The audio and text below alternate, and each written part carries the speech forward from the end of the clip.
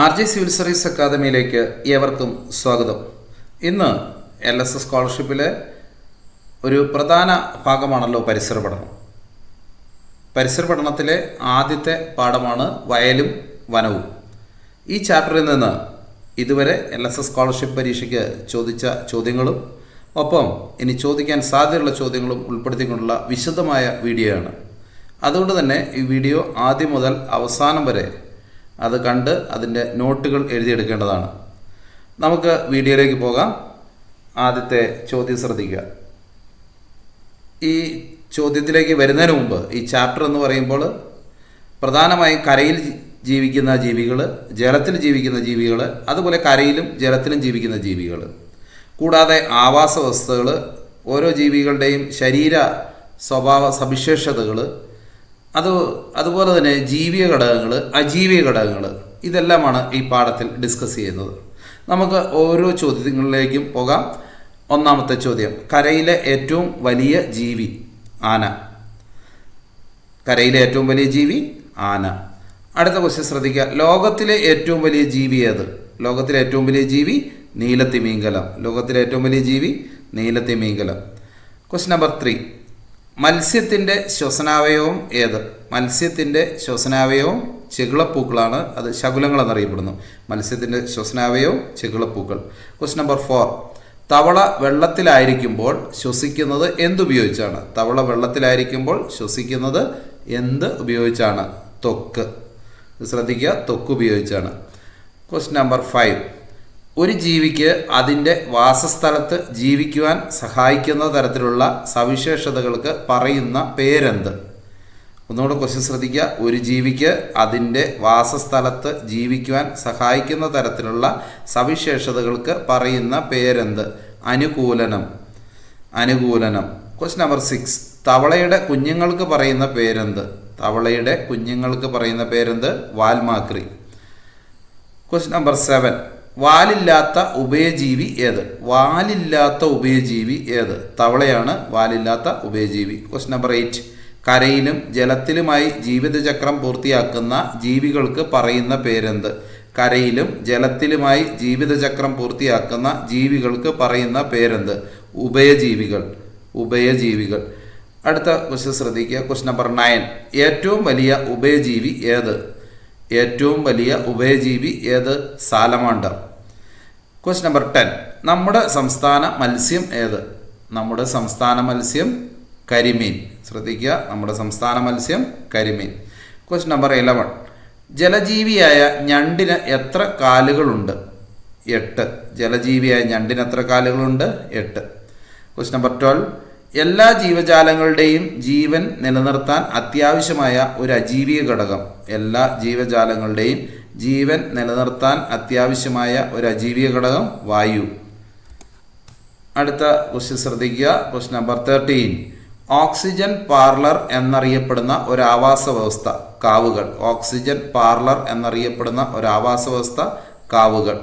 Question number 14, ഇന്ത്യയുടെ ദേശീയ ജലജീവി ഏത്?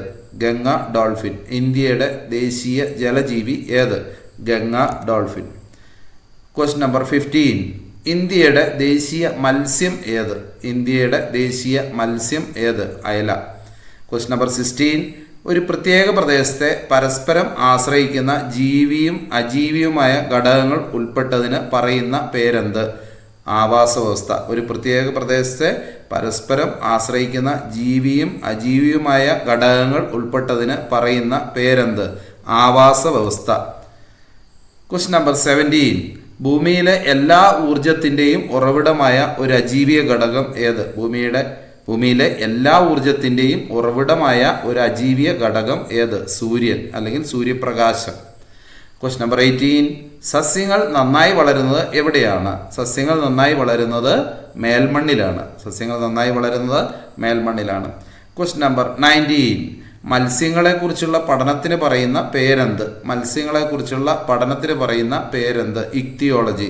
ശ്രദ്ധിക്കുക, ഇക്തിയോളജി. ക്വസ്റ്റ്യൻ നമ്പർ 20, ഏറ്റവും കൂടുതൽ ആയുസ്സുള്ള ജീവി ഏത്? ഏറ്റവും കൂടുതൽ ആയുസ്സുള്ള ജീവി ആമ. ക്വസ്റ്റ്യൻ നമ്പർ 21, ഏറ്റവും വലിയ തവള ഏത്? ഗോലിയാത്ത് തവള. ഏറ്റവും വലിയ തവള ഏത്? ഗോലിയാത്ത് തവള. Question number 22. താമര, ആമ്പൽ തുടങ്ങിയ ജലസസ്യങ്ങൾ ജലത്തിൽ പൊങ്ങിക്കിടക്കുന്നത് എന്ത് ഉള്ളതുകൊണ്ടാണ്? താമര, ആമ്പൽ തുടങ്ങിയ ജലസസ്യങ്ങൾ ജലത്തിൽ പൊങ്ങിക്കിടക്കുന്നത് എന്തുള്ളത് കൊണ്ടാണ്? തണ്ടിലും ഇലയിലും നിറയെ വായു അറകൾ ഉള്ളതുകൊണ്ടാണ്. ഉത്തരം ശ്രദ്ധിക്കുക. തണ്ടിലും ഇലയിലും നിറയെ വായു അറകൾ ഉള്ളതുകൊണ്ടാണ്. Question number 23. മത്സ്യത്തിന് ജലത്തിൽ സഞ്ചരിക്കുവാനും ദിശ മാറ്റുന്നതിനും സഹായകരമായ അവയവം ഏതാണ്? മത്സ്യത്തിന് ജലത്തിൽ സഞ്ചരിക്കുവാനും ദിശ മാറ്റുന്നതിനും സഹായകരമായ അവയവം വാൽച്ചിറകാണ്. ഉത്തരം ശ്രദ്ധിക്കുക. വാൽച്ചിറക്. Question number 24. താറാവിന് വെള്ളത്തിൽ നീന്താനുള്ള അനുകൂലനം എന്താണ്? താറാവിന് വെള്ളത്തിൽ നീന്താനുള്ള അനുകൂലനം എന്താണ്? ചർമ്മബന്ധിതമായ വിരലുകൾ. ഉത്തരം ശ്രദ്ധിക്കുക. ചർമ്മബന്ധിതമായ വിരലുകൾ. Question number 25. തിമിംഗലം, സാലമാണ്ടർ, ന്യൂട്ട്, സിസിലിയനുകൾ ഇതിൽ കൂട്ടത്തിൽപ്പെടാത്തത് ഏത്? തിമിംഗലം, സാലമാണ്ടർ, ന്യൂട്ട്, സിസിലിയനുകൾ ഇതിൽ കൂട്ടത്തിൽപ്പെടാത്തത്. ഈ 4 നിങ്ങൾക്ക് ശ്രദ്ധിച്ചാൽ അറിയാം. അതിൽ ജലത്തിൽ മാത്രം ജീവിക്കുന്ന ഒരു ജീവിയാണ് തിമിംഗലം. അപ്പോൾ കൂട്ടത്തിൽപ്പെടാത്ത ഏതാണ്? തിമിംഗലം. ക്വസ്റ്റ്യൻ നമ്പർ 26 നോക്കുക. 26ാമത്തെ ചോദ്യം. ഒരു 4 ജോഡി തന്നിട്ടുണ്ട്. ഇതിൽ പരസ്പര ആശ്രയത്തിൽ പെടാത്ത ജോഡി താമര ജലത്തിലാണല്ലോ. തിരണ്ടി എന്ന് പറഞ്ഞാൽ മത്സ്യമല്ലേ, അത് മണ്ണിലാണോ? മണ്ണാണ് ജോഡി കൊടുത്തേക്കുന്നത്. ആൽമരം മണ്ണ്, സസ്യങ്ങൾ വായു. അപ്പോൾ ഇതിൽ പരസ്പര ആശ്രയത്തിൽ പെടാത്ത ജോഡി ഏതാണ്? ആൽമരത്തിന് മണ്ണ് ആവശ്യമാണ്. സസ്യങ്ങൾക്ക് അജീവീയ ഘടകങ്ങളാണ് ഇവിടെ കൊടുത്തിരിക്കുന്നത്. ഒരിടത്ത് ജീവിയ ഘടകങ്ങൾ. ഇപ്പോൾ ആൽമരത്തിന് മണ്ണ്, സസ്യങ്ങൾക്ക് വായു വേണം, അതേപോലെ താമരയ്ക്ക് ജലം വേണം. എന്നാൽ തിരണ്ടിക്ക് മണ്ണാണോ വേണ്ടത്? അല്ല. അപ്പോൾ ഇവിടെ ഏതാണ്? തിരണ്ടി, മണ്ണ് തെറ്റായ ജോഡിയാണ്. അടുത്ത് ശ്രദ്ധിക്കുക. Question number 27. ഇവിടെ ഒരു ജീവിയുമായി ബന്ധപ്പെട്ട ചില സവിശേഷതകളാണ് നോക്കാം. എണ്ണമയമുള്ള തൂവലുകൾ, വെള്ളത്തിൽ നിന്നും ചെളിയിൽ നിന്നും ഇര തേടാൻ അനുയോജ്യമായ നീണ്ട പരന്ന കൊക്കുകൾ, വെള്ളത്തിൽ നിന്നും ചെളിയിൽ നിന്നും ഇര തേടാൻ അനുയോജ്യമായ നീണ്ട പരന്ന കൊക്കുകൾ, വെള്ളത്തിൽ വേഗത്തിൽ നീന്താൻ സഹായിക്കുന്ന ചർമ്മബന്ധിതമായ വിരലുകൾ. ഈ സവിശേഷതകൾ അനുകൂലമായ ജീവി ഏത്? നമുക്കറിയാം, നമ്മളിപ്പം നോക്കിയതാണ്. ഏതാണ് ജീവി? താറാവ്. വെള്ളത്തിൽ വേഗത്തിൽ നീന്താൻ സഹായിക്കുന്ന ചർമ്മബന്ധിത വിരലുകൾ നമ്മളിപ്പം കണ്ടതാണ്, താറാവ്. അടുത്ത ചോദ്യത്തിലേക്ക് പോകാം. Question number 28. 28ാമത്തെ ചോദ്യം. ആമയ്ക്ക് അതിൻ്റെ വാസസ്ഥലത്ത് ജീവിക്കുന്നതിന് ആവശ്യമായ പ്രത്യേകത അല്ലാത്തത് ഏത്? ആമയ്ക്ക് ആവശ്യമില്ലാത്ത സംഗതി ഏതാണെന്നാണ് ഇവിടെ. ആമയ്ക്ക് അതിൻ്റെ വാസസ്ഥലത്ത് ജീവിക്കുന്നതിന് ആവശ്യമായ പ്രത്യേകത അല്ലാത്തത്. അപ്പോൾ ആമയുടെ പ്രത്യേകതയിൽ പെടാത്തതാണ് ഇവിടെ ചോദിക്കുന്നത്. തുഴ പോലുള്ള കാലുകൾ, തോടിനുള്ളിലേക്ക് വലിക്കാവുന്ന തല, തോണിയുടേതുപോലുള്ള ശരീരാകൃതി, ശ്വസിക്കാതെ ഏറെ നേരം വെള്ളത്തിൽ നിൽക്കാൻ കഴിയും. അപ്പോൾ നമുക്കറിയാം തുഴ പോലുള്ള കാലുകളാണ് ആമയ്ക്കുണ്ട്. തോടിനുള്ളിലേക്ക് വലിക്കാവുന്ന തലയുണ്ടെന്നറിയാം. മൂന്നാമത്തെ നോക്കിയാൽ തോണിയുടേതുപോലുള്ള ശരീരാകൃതിയാണോ? അല്ല. ശ്വസിക്കാതെ ഏറെ നേരം വെള്ളത്തിൽ നിൽക്കാൻ കഴിയും. അപ്പോൾ അതിൽ ഏതാണ് അതിൻ്റെ പ്രത്യേകത അല്ലാത്തത്? ആമയുടെ അതിൻ്റെ പ്രത്യേകതയിൽ പെടാത്തത് തോണിയുടേതുപോലുള്ള ശരീരാകൃതിയാണ്. അടുത്ത ചോദ്യത്തിലേക്ക് പോകാം. Question number 29. മത്സ്യത്തെ തവളയിൽ നിന്ന് കൂടുതൽ വ്യത്യസ്തമാക്കുന്ന സവിശേഷത എന്താ? മത്സ്യത്തെ തവളയിൽ നിന്ന് കൂടുതൽ വ്യത്യസ്തമാക്കുന്ന സവിശേഷത എന്താണ്? ഇവിടെ 4 ഓപ്ഷൻ ഉണ്ട്. എ ഭക്ഷിക്കുന്നു, ബി ജലത്തിൽ സഞ്ചരിക്കുന്നു, സി അന്തരീക്ഷവായു ശ്വസിക്കാൻ കഴിവില്ല, ഡി മുട്ടയിടുന്നു. ഏതാണ് മത്സ്യത്തെ തവളയിൽ നിന്ന് വ്യത്യാസപ്പെടുന്നത്? അന്തരീക്ഷവായു ശ്വസിക്കാൻ കഴിവില്ല എന്നുള്ളതാണ്. മത്സ്യത്തെ നമുക്ക് കരയിലേക്ക് ഇട്ടാൽ അത് ചത്തുപോകുന്ന കാണാം, കിടന്ന് പിടയ്ക്കുന്ന കാണാം, അല്ലേ? അപ്പോൾ അന്തരീക്ഷവായു ശ്വസിക്കാൻ അതിന് കഴിവില്ല. അടുത്ത ചോദ്യം ശ്രദ്ധിക്കുക. Question number 30. ശരിയല്ലാത്ത പ്രസ്താവന ഏത്? സൂര്യപ്രകാശമില്ലാതെ സസ്യങ്ങൾക്ക് ആഹാരം നിർമ്മിക്കാൻ കഴിയില്ല. ചർമ്മബന്ധിതമായ വിരലുകൾ താറാവിന് വെള്ളത്തിൽ നീന്താൻ സഹായിക്കുന്നു. ഉരസ്സിലെ ശൽക്കങ്ങൾ ഉള്ളതുകൊണ്ട് കരയിൽ സഞ്ചരിക്കാൻ അനുകൂലമായ ജീവിയാണ് നീർക്കോലി. കീടനാശിനികൾ ഉപയോഗിച്ച് കീടങ്ങളെ നശിപ്പിക്കുന്നത് പരിസ്ഥിതിക്ക് ഗുണം ചെയ്യും. ഇതിൽ തെറ്റായ പ്രസ്താവനയാണ്, ശരിയല്ലാത്ത പ്രസ്താവനയാണ് ഇവിടെ. നമുക്കറിയാം സൂര്യപ്രകാശം ഇല്ലാതെ സസ്യങ്ങൾക്ക് ആഹാരം നിർമ്മിക്കാൻ കഴിയില്ല, ശരിയാണ്. ചർമ്മബന്ധിത വിരലുകൾ താറാവിന് വെള്ളത്തിൽ നീന്താൻ സഹായിക്കുന്നു, അത് ശരിയാണ്. ഉരസ്സിലെ ശൽക്കങ്ങൾ ഉള്ളതുകൊണ്ട് കരയിൽ സഞ്ചരിക്കാൻ അനുകൂലമായ ജീവിയാണ് ഏത്? നീർക്കോലി, അത് ശരിയാണ്. അപ്പോൾ തെറ്റേതാ? കീടനാശിനികൾ ഉപയോഗിച്ച് കീടങ്ങളെ നശിപ്പിക്കുന്നത് പരിസ്ഥിതിക്ക് ഗുണം ചെയ്യുമോ? ഒരിക്കലുമില്ല. അപ്പോൾ അതാണ് അതിലെ തെറ്റായ. കീടനാശിനികൾ ഉപയോഗിച്ച് കീടങ്ങളെ നശിപ്പിക്കുന്നത് പരിസ്ഥിതിക്ക് ഗുണം ചെയ്യും. അടുത്ത ചോദ്യം ശ്രദ്ധിക്കാം. Question number 31. പുല്ല്, പുൽച്ചാടി, തവള, ജലം ഇവയിൽ കൂട്ടത്തിൽ പെടാത്തത് ഏത്? പുല്ല്, പുൽച്ചാടി, തവള, ജലം. നമുക്ക് പെട്ടെന്ന് തിരിച്ചറിയാൻ പറ്റും അജീവിക ഘടകമായ ഏതാണ്? ജലമാണ്. മറ്റ് 3 ജീവീയ ഘടകങ്ങളിൽ പെടുന്നതാണ്. Question number 32. ജൈവ വൈവിധ്യ കലവറയായ കണ്ടൽക്കാടുകളിൽ ലോകത്തിൽ തന്നെ ഏറ്റവും വലുത് ഏതാണ്? ജൈവ വൈവിധ്യ കലവറയായ കണ്ടൽക്കാടുകളിൽ ലോകത്തിൽ തന്നെ ഏറ്റവും വലുത് ഏതാണ്? സുന്ദർബൻ. ലോകത്തിൽ തന്നെ ഏറ്റവും വലുത് സുന്ദർബൻ. പശ്ചിമ ബംഗാളിലെ സുന്ദർബനാണ് ലോകത്തിലെ ഏറ്റവും വലിയ കണ്ടൽക്കാട്. അടുത്ത ക്വസ്റ്റ്യൻ ശ്രദ്ധിക്കുക. Question number 33. താഴെ പറയുന്നതിൽ പരിസ്ഥിതി സംരക്ഷണ പ്രവർത്തനങ്ങളിൽ പെടാത്തതേത്? താഴെ പറയുന്നതിൽ പരിസ്ഥിതി സംരക്ഷണ പ്രവർത്തനങ്ങളിൽ പെടാത്തതേത്? 4 ഓപ്ഷൻ നൽകിയിട്ടുണ്ട്. തരിശുഭൂമികൾ കൃഷിസ്ഥലമാക്കുന്നു. ബി, ഉപയോഗശൂന്യമായ പ്ലാസ്റ്റിക് വസ്തുക്കൾ പുനഃചംക്രമണത്തിന് വിധേയമാക്കുന്നു. സി, മഴവെള്ള സംഭരണികൾ നിർമ്മിക്കുന്നു. ഡി, പായൽ നിറഞ്ഞ കുളങ്ങൾ മണ്ണിട്ട് മൂടുന്നു. നോക്കുക, പരിസ്ഥിതി സംരക്ഷണ പ്രവർത്തനങ്ങളിൽ പെടാത്തതാണ് ചോദിച്ചത്. തരിശുഭൂമിയിൽ കൃഷിസ്ഥലമാക്കുന്നത് നമ്മൾ പെടുന്നതാണ്. ഉപയോഗശൂന്യമായ പ്ലാസ്റ്റിക് വസ്തുക്കൾ പുനഃചംക്രമണത്തിന് വിധേയമാക്കുന്നു, അതും പെടുന്നതാണ്. പരിസ്ഥിതിക്ക് കോട്ടം തട്ടാത്ത രീതിയിലുള്ള പ്രവർത്തനങ്ങളാണ് അതൊക്കെ. മഴവെള്ള സംഭരണി നിർമ്മിക്കുന്നതും നമ്മൾ അതിൽ പെടുന്നതാണ്, പരിസ്ഥിതി സംരക്ഷണ പ്രവർത്തനപ്പെടുന്നതാണ്. പായൽ നിറഞ്ഞ കുളങ്ങൾ മണ്ണിട്ട് മൂടുന്നത് ശരിയാണോ? അതൊരിക്കലും പരിസ്ഥിതി സംരക്ഷണ പ്രവർത്തനം പെടുന്നതല്ല. ഒരിക്കലും മണ്ണിട്ട് മൂടാൻ പാടില്ല. അപ്പോൾ പായൽ നിറഞ്ഞ കുളങ്ങൾ മണ്ണിട്ട് മൂടുന്നു, ഇവിടെ ആ പ്രവർത്തനത്തിൽ പെടാത്തത്. അടുത്ത ക്വസ്റ്റ്യൻ ശ്രദ്ധിക്കുക. Question number 34. കുന്നിൻ പ്രദേശങ്ങളിലും മലയോര മേഖലകളിലും താമസിക്കുന്നവർക്ക് ഏറെ ഭീഷണിയാകുന്ന ഒരു പ്രകൃതി ദുരന്തം. എ, വരൾച്ച. ബി, വെള്ളപ്പൊക്കം. സി, ഉരുൾപൊട്ടൽ. D, tsunami. എ, വരൾച്ച. ബി, വെള്ളപ്പൊക്കം. സി, ഉരുൾപൊട്ടൽ. D, tsunami. നമുക്കറിയാം, നമ്മുടെ കുന്നിൻ പ്രദേശങ്ങൾ, മലയോര മേഖലകളിലൊക്കെ ഏറെ ഭീഷണിയാകുന്ന മഴക്കാലത്ത് ഏതാണ്? ഉരുൾപൊട്ടൽ. അടുത്ത ക്വസ്റ്റ്യൻ നമ്പർ 35. വിട്ടുപോയത് കണ്ടെത്തുക. ആമ കട്ടിയുള്ള പുറന്തോട്.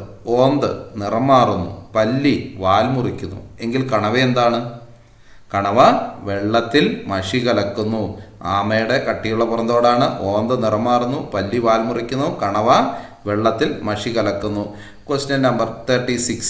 താഴെ കൊടുത്തതിൽ ഉഭയജീവി സവിശേഷത അല്ലാത്തതേത്? ഉഭയജീവി സവിശേഷത അല്ലാത്തതാണ് ജലത്തിൽ മുട്ടയിടുന്നു. ഉഭയജീവി സവിശേഷതയാണ്. ത്വക്കിലൂടെ ശ്വസിക്കുന്നു, രണ്ടാമത്തെ ഓപ്ഷൻ. മൂന്നാമത്തെ നട്ടലില്ല എന്ന് പറയുന്നു. നാലാമത്തത് ഓപ്ഷൻ കേൾവി ശക്തിയുണ്ട്. ഇപ്പോൾ ABCD 4 ഓപ്ഷൻ നൽകിയിട്ടുണ്ട്. ജലത്തിൽ മുട്ടയിടുന്നു, ത്വക്കിലൂടെ ശ്വസിക്കുന്നു, നട്ടലില്ല, കേൾവി ശക്തിയുണ്ട്. അപ്പോൾ ഉഭയജീവി സവിശേഷത അല്ലാത്തത് ഇതിൽ നട്ടലില്ല എന്നുള്ളതാണ്. അതാണ് ഉഭയജീവി സവിശേഷത അല്ലാത്തത്. ഓക്കെ, അടുത്ത ക്വസ്റ്റ്യനിലേക്ക് പോകാം. Question number 37. താഴെ പറയുന്നതിൽ അജീവിക ഘടകങ്ങളുടെ കൂട്ടം ഏതാണ്? ഓപ്ഷൻ എ, പുല്ല്, വായു, ജലം, കല്ല്. ഓപ്ഷൻ ബി, മരം, മണ്ണ്, പാറ, ഞവണി. ഓപ്ഷൻ സി, ജലം, മണ്ണിര, വായു, വള്ളിച്ചെടി. ഓപ്ഷൻ ഡി, സൂര്യപ്രകാശം, ജലം, മണ്ണ്, വായു. ഏതായിരിക്കാം? അജീവ ഘടകങ്ങൾ നമ്മൾ പഠിച്ചിട്ടുണ്ട്. സൂര്യപ്രകാശം, ജലം, മണ്ണ്, വായു എന്നിവ അജീവ ഘടകങ്ങളാണ്. അടുത്ത ചോദ്യത്തിലേക്ക് പോകാം. Question number 38. വനവുമായി ബന്ധപ്പെട്ട ശരിയല്ലാത്ത പ്രസ്താവന ഏത്? എ, വനം ഒരു ആവാസ വ്യവസ്ഥയാണ്. ബി, വനനശീകരണം മൂലം ജീവികൾ വംശനാശ ഭീഷണിയുടെ വക്കിലാണ്. സി, വനനശീകരണം മൂലം മഴയുടെ അളവിൽ കുറവ് വരുന്നില്ല. ഡി, മണ്ണ് സംരക്ഷണത്തിൽ പ്രധാന പങ്കും വനങ്ങൾക്കാണ്. ഒന്നുകൂടെ നമുക്ക് നോക്കാം. വനവുമായി ബന്ധപ്പെട്ട ശരിയല്ലാത്ത പ്രസ്താവന. വനം ഒരു ആവാസ വ്യവസ്ഥയാണല്ലോ, അത് ശരിയായ പ്രസ്താവന. ശരിയല്ലാത്ത കണ്ടെത്തണ്ടേ? വനനശീകരണം മൂലം ജീവികൾ വംശനാശ ഭീഷണിയുടെ വക്കിലാണ്, അത് ശരിയാണ്. മൂന്നാമത്തെ നോക്കുക. വനനശീകരണം മൂലം മഴയുടെ അളവിൽ കുറവ് വരുന്നില്ല, അത് ശരിയാണോ? അത് തെറ്റായ പ്രസ്താവനയാണ്. വനനശീകരണം മൂലം മഴയുടെ അളവിൽ കുറവ് വരുന്നുണ്ട്. അപ്പോൾ തെറ്റായത് ഏതാണ്? വനനശീകരണം മൂലം മഴയുടെ അളവിൽ കുറവ് വരുന്നില്ല എന്നുള്ളതാണ് അവിടെ ശരിയല്ലാത്ത തെറ്റായ പ്രസ്താവന. അടുത്തത് ക്വസ്റ്റ്യൻ നമ്പർ 39. താഴെ പറയുന്നതിൽ ജലസസ്യം ഏത്? കള്ളിമുൾച്ചെടി. കള്ളിമുൾച്ചെടി എവിടെയാണ്? മരുഭൂമിയിലാണ് വളരുന്നത്. B, azolla. സി, മഷിത്തണ്ട് ചെടി. ഡി, ഇത്തിൽ കണ്ണി. ഇതിലേതാണ്? അസോളയാണ് ജലസസ്യം എന്നറിയപ്പെടുന്നത്. ശ്രദ്ധിക്കുക, അസോള ജലസസ്യം. അടുത്ത ക്വസ്റ്റ്യൻ നമ്പർ 40. കുത്തനെയുള്ള മരത്തിൽ കുത്തി നിൽക്കാൻ സഹായിക്കുന്ന ബലമുള്ള വാൽച്ചിറകുകളും മരത്തിൽ ആഞ്ഞു കൊത്താൻ സഹായിക്കുന്ന ബലമുള്ള കൊക്കുമുള്ള അനുകൂലമായ ജീവി ഏത്? ആ പേര് തന്നെ ഉണ്ട് അല്ലേ, മരത്തിൽ കുത്തുക എന്ന് പറയുമ്പോൾ. അപ്പോൾ ഏതായിരിക്കാം ജീവി? മരംകൊത്തി. ഏതാണ്? മരംകൊത്തി.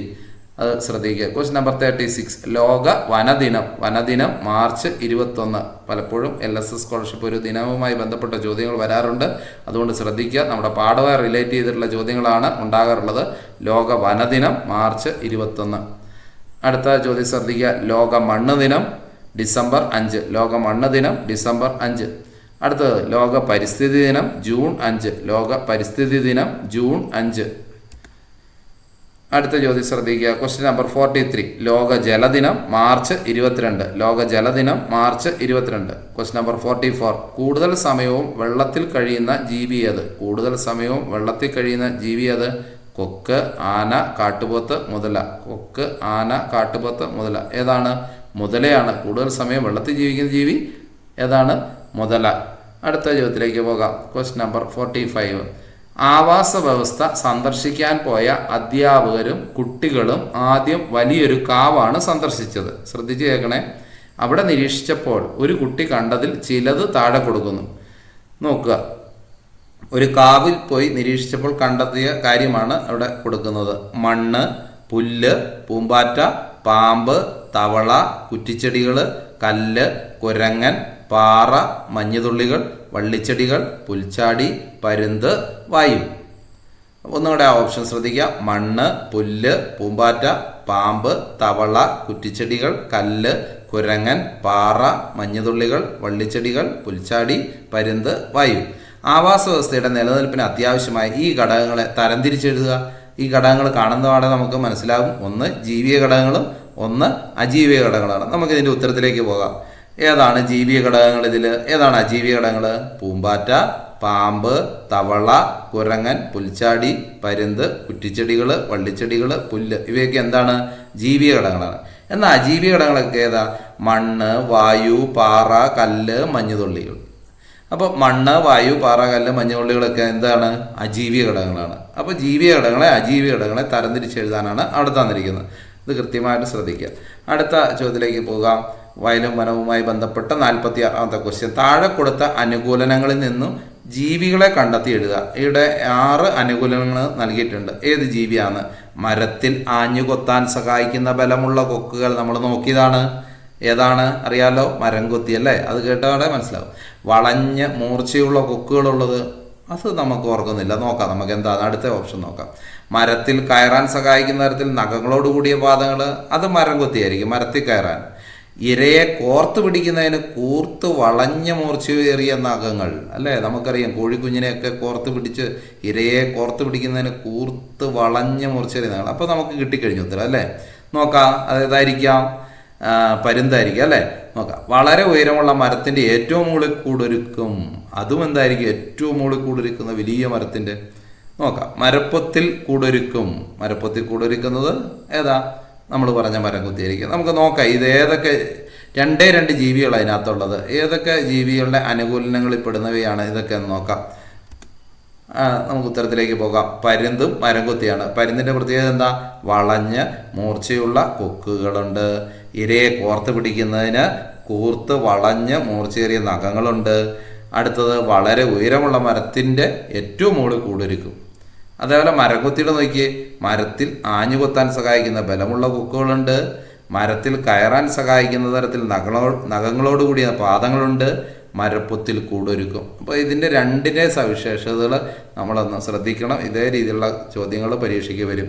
അടുത്ത ക്വസ്റ്റ്യൻ ശ്രദ്ധിക്കാം. Question number 47. താഴെ പറയുന്നതിൽ പരിസ്ഥിതി സംരക്ഷണത്തിന് അനുയോജ്യമല്ലാത്തവ ഏതെല്ലാം? ഇവിടെ 8 കാര്യങ്ങൾ പറഞ്ഞിട്ടുണ്ട്. അതിൽ പരിസ്ഥിതി സംരക്ഷണത്തിന് അനുയോജ്യമല്ലാത്തവ പറയണം. പ്ലാസ്റ്റിക് മാലിന്യങ്ങൾ കത്തിക്കാതിരിക്കുക, അത് നമുക്ക് പരിസ്ഥിതി സംരക്ഷണത്തിന് ആവശ്യമായ ഘടകമാണ്. അതേപോലെ തന്നെ കീടനാശിനികൾ ഉപയോഗിച്ച് കീടങ്ങളെ നശിപ്പിക്കുക, അത് പരിസ്ഥിതി സംരക്ഷണത്തിന് അനുയോജ്യമാണോ? നോക്കാം അവസാനം. കാവുകളും കാടുകളും വെട്ടി റോഡുകളും കെട്ടിടങ്ങളും പണിയുക. പുഴയിൽ മാലിന്യങ്ങൾ നിക്ഷേപിക്കാതിരിക്കുക. ജൈവ അജൈവ മാലിന്യങ്ങൾ വേണ്ട രീതിയിൽ സംസ്കരിക്കുക. പുഴയിൽ നിന്ന് മണൽ വാരാതിരിക്കുക. നല്ല വിളവ് കിട്ടാൻ രാസവളങ്ങൾ ഉപയോഗിച്ച് കൃഷി ചെയ്യുക. നിലങ്ങൾ കോൺക്രീറ്റ് ചെയ്ത മനോഹരമാക്കുക.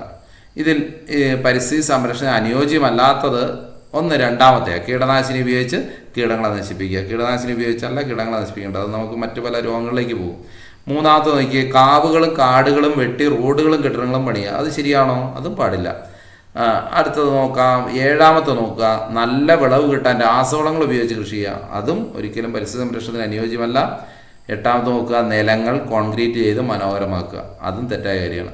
അപ്പോൾ 4 കാര്യങ്ങൾ ഇവിടെ 2, 3, 7, 8 കാര്യങ്ങളാണ് ഇവിടെ പരിസ്ഥിതി സംരക്ഷണത്തിന് അനുയോജ്യമല്ലാത്തത്. അടുത്ത ചോദ്യത്തിലേക്ക് പോകാം. Question number 48. ഇവിടെ ഒരു ചിത്രം തന്നിട്ടുണ്ട്. ഒരു മരത്തിൻ്റെ ചിത്രമാണ് ഇത്. മരത്തിന് ചുറ്റുമുള്ള ജീവികൾ, കുറച്ച് ജീവികൾ കൊടുത്തിട്ടുണ്ട്. അണ്ണാന, കാക്ക, വവ്വാല, ഉറുമ്പ്, വള്ളികൾ, കുരങ്ങൻ, ഇത്തിൽക്കണ്ണി. മരത്തിന് ചുറ്റുമുള്ള ജീവികൾക്ക് മരവുമായുള്ള ബന്ധം എഴുതി പട്ടിക പൂർത്തിയാക്കാൻ. അപ്പോൾ ഇവിടെ ജീവി മരവുമായുള്ള ബന്ധം, അതാണ് രണ്ട് കാര്യങ്ങൾ. ഒന്നാമത്തെ കുളം ജീവി, രണ്ടാമത്തെ കുളം മരവുമായിട്ടുള്ള ബന്ധം. പൂമ്പാറ്റയ്ക്ക് മരവുമായിട്ടുള്ള ബന്ധം എന്താ? മരത്തിലെ പൂക്കളിൽ നിന്ന് തേനൊക്കെ ശേഖരിക്കുക, അല്ലെങ്കിൽ അതിനാവശ്യമായ ഭക്ഷണം ശേഖരിക്കുന്നു. മരത്തിലെ പൂക്കളിൽ നിന്ന് പൂമ്പാറ്റ ചെയ്യുന്നത്. ഇനി കാക്ക എന്താണ് ചെയ്യുന്നതെന്ന് എഴുതണം, കുരങ്ങൻ എന്താണ് ചെയ്യുന്നതെന്ന് എഴുതണം. ഈ മരവുമായിട്ട് ബന്ധപ്പെട്ട് ഇത്തിൽക്കണ്ണി എന്താണ് ചെയ്യുന്നത്? കാക്ക, കുരങ്ങൻ, ഇത്തിൽക്കണ്ണി. നമുക്ക് ഇതിൻ്റെ ഉത്തരത്തിലേക്ക് പോകാം. ഉത്തരം ശ്രദ്ധിക്കുക. കാക്ക എന്താണ് നമ്മൾ ഇവിടെ കാണിച്ചിട്ടുണ്ട്. കാക്ക എന്താണ് ചെയ്യുന്നത് എന്നുള്ളത്. കാക്ക എന്താണ് ചെയ്യുന്നത്? കാക്ക കൂടൊരുക്കുന്നു മരത്തിൽ, അതുപോലെ പഴങ്ങൾ, ആ മരത്തിലെ പഴങ്ങൾ ഭക്ഷിക്കുന്നു. കുരങ്ങൻ എന്താണ് ചെയ്യുന്നത്? കുരങ്ങൻ വാസസ്ഥലം, അതുപോലെ ഭക്ഷണം. കുരങ്ങൻ്റെ എന്താണ്? വാസസ്ഥലവും ഭക്ഷണവും. ഇത്തിൽക്കണ്ണി എന്താണ് ചെയ്യുന്നത്? അത് തന്നെ. ഇത്തിൽക്കണ്ണി എന്ത് തന്നെയാണ്? വാസസ്ഥലവും ഭക്ഷണവും. ഇത്തിൽക്കണ്ണി വാസസ്ഥലവും ഭക്ഷണം. അപ്പോൾ കാക്ക കൂടൊരുക്കുന്നു, പഴങ്ങൾ ഭക്ഷിക്കുന്നു. കുരങ്ങൻ വാസസ്ഥലം ഭക്ഷണം, ഇത്തിൽക്കണ്ണി വാസസ്ഥലം ഭക്ഷണം. അടുത്ത 48ാമത്തെ ചോദ്യത്തിലേക്ക് പോകാം. മത്സ്യത്തെ കരയിലിട്ടാൽ ജീവൻ പോകുന്നത് എന്തുകൊണ്ട്? അത് വളരെ പ്രധാനപ്പെട്ട ഒരു ചോദ്യമാണ്. ഭക്ഷണം ലഭിക്കാത്ത 4 ഓപ്ഷൻ ഉണ്ട്. ഭക്ഷണം ലഭിക്കാത്തതുകൊണ്ടാണോ, കരയിൽ സഞ്ചരിക്കാൻ കഴിയാത്തതുകൊണ്ടാണോ, കരയിൽ ചൂട് കൂടുതലായതുകൊണ്ടാണോ, അന്തരീക്ഷ വായു ശ്വസിക്കാൻ കഴിയാത്തതുകൊണ്ടാണോ?